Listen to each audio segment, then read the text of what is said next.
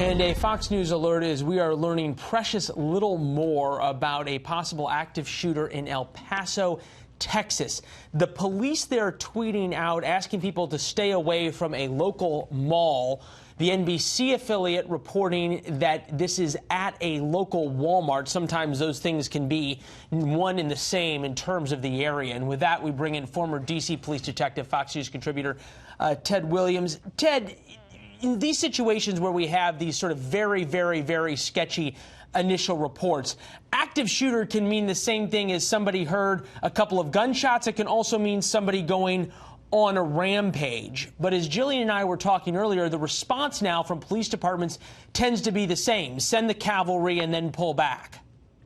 Absolutely, Leland and Jillian. That is the protocol now, is for when you have an active shooter like this, is to actually move in.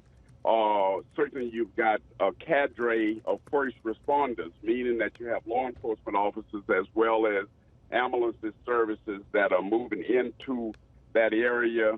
What is happening at this stage are twofold. One, law enforcement who are very much in the El Paso, Texas area. These are highly trained law enforcement officers, and they've trained for these kinds of events. So they are setting up a perimeter there.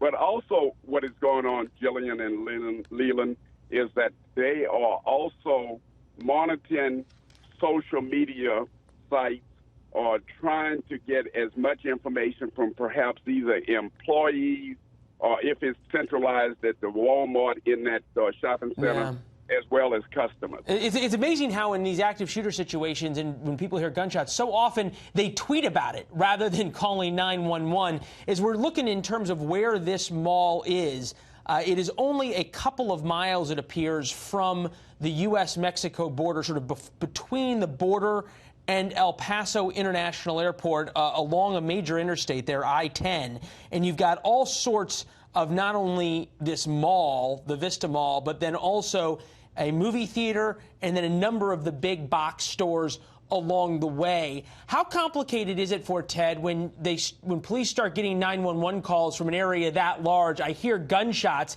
It could be at any one of these stores. It can be inside. It can be outside. It can be in the parking lot. It can be. It's got to be complicated, much more complicated to respond to that than simply shots fired at a house. Absolutely, Leland. You're very spot on there.